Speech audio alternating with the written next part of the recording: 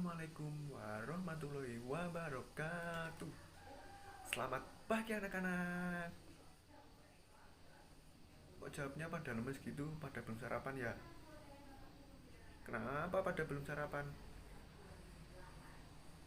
Nah, diusahakan setiap pagi itu sarapan agar tidak sakit perut. Kalau sakit perut akan mengganggu konsentrasi saat belajar. Nah, sebelum Bapak memulai pembelajaran hari ini, kita berdoa terlebih dahulu. Berdoa dipersilahkan. Berdoa selesai. Apakah ada yang tidak masuk? Kenapa kok tidak masuk? Oh ya, sakit. Oh ya, yang sakit kita doakan agar cepat sembuh dan diangkat penyakitnya agar bisa masuk seperti biasa. Nah, kemarin kita belajar tentang apa? Ya, bunyi. Kemarin kan kita sudah belajar tentang apa itu bunyi dan macam-macam bunyi. Sekarang kita akan belajar tentang sifat-sifat bunyi. Di sini Ibu akan menjelaskan sedikit tentang apa saja itu jenis-jenis bunyi. Di sini siapa yang tahu apa saja jenis-jenis bunyi dan ada berapa itu? Ayo sebutkan. Siapa yang tahu dan tunjuk tangan. Ya, kamu. Apa yang pertama? Ya, yang pertama yaitu memerlukan medium. Yang kedua, coba siapa yang tahu? Oke, yang kedua yaitu dapat dipantulkan. Terus yang ketiga, dapat dibiaskan. Terus yang keempat, coba apa? Siapa yang tahu? Coba yang cowok. Siapa yang tahu yang keempat? Ya, benar, mengalami pelenturan. Terus yang kelima apa? Ya, mengalami perpaduan atau interferensi. Terus yang keenam yaitu gelombang longitudinal. Oke, yuk kalian buka buku halaman 13, yaitu tentang sifat-sifat bunyi. Coba kalian baca sebentar. Apa saja pengertian dari sifat-sifat bunyi itu? Ya, yang pertama yaitu ada sifat bunyi memerlukan medium.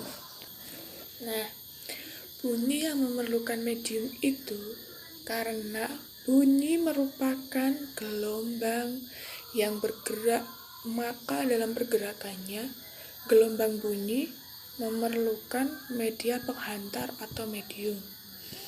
Nah, yang kedua yaitu bunyi dapat dipantulkan atau refleksi. Seperti apa coba?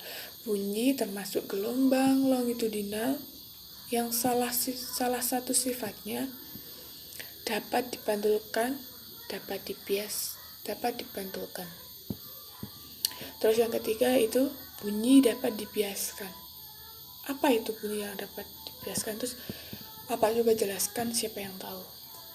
Ya, benar, yaitu bunyi menyebabkan suara yang dihasilkan tidak sekeras aslinya. Contohnya seperti apa? Coba siapa yang tahu? Ya, contohnya seperti suara petir. Suara saat hujan deras, yaitu kan ada suara petir. Nah, itu seperti suara petir dapat dibiaskan. Terus yang keempat itu bunyi mengalami pelenturan. Nah, bunyi mengalami pelenturan itu karena gelombang bunyi memiliki panjang dalam rentang sentimeter sampai beberapa meter. Terus yang kelima yaitu bunyi mengalami perpaduan Atau nama lainnya coba apa? Siapa yang tahu? Nah, ya benar. Ya, nama lainnya itu seperti bunyi interferensi. Nah, itu nama lainnya ya. Diingat-ingat dan jangan lupa ditulis, yang penting ditulis, dicatat di buku kalian masing-masing ya. Bunyi yang kita dengar dari dua buah sumber yang berbeda, tetapi kalau frekuensinya sama, maka kita dengarnya itu lebih keras lagi. Jadi kalau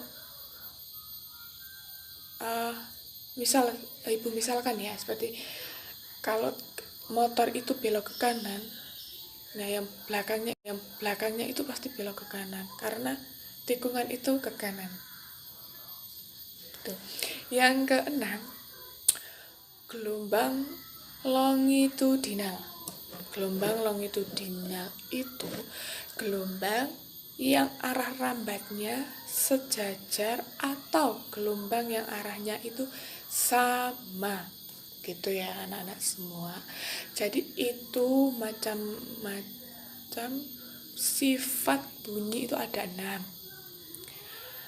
Yang pertama yaitu memerlukan medium, yang kedua dapat dipantulkan, yang ketiga dapat dibiaskan, terus yang keempat mengalami pelenturan, yang kelima mengalami perpaduan atau nama lainnya yaitu interferensi, terus yang terakhir gelombang longitudinal. Nah, di sini kan ibu sudah menjelaskan semua tentang jenis-jenis bunyi. Jangan lupa kalian dipelajari kembali apa itu jenis-jenis bunyi, terus apa pengertiannya jenis-jenis bunyi. Jangan lupa kalian pelajari kembali, dan minggu depan insya Allah ibu akan menanyakan kembali apa itu jenis-jenis bunyi. Sekian dari ibu, terima kasih. Demikian pembelajaran pada hari ini. Terima kasih kalian sudah bekerja sama dengan baik. Di sini ada yang tahu kesimpulan tentang sifat-sifat bunyi? Saya, Bu, memerlukan medium. Yang kedua ada yang tahu? Saya, Bu, dapat dipantulkan. Ya, benar sekali Mbak Tata. Yang ketiga itu dapat dibiaskan. Yang keempat mengalami pelentukan. Yang kelima mengalami perpaduan, dan yang keenam termasuk gelombang longitudinal. Pertemuan selanjutnya kita akan membahas tentang energi alternatif dan penggunaannya. Jangan lupa ya kalian di rumah belajar dulu. Sebelum kita mengakhiri pelajaran, mari kita berdoa menurut agama dan kepercayaan masing-masing. Yuk Mbak Tata memimpin doa.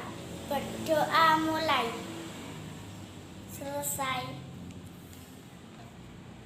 Demikian yang bisa Ibu sampaikan. Apabila ada salah-salah kata, Ibu mohon maaf. Wassalamualaikum warahmatullahi wabarakatuh.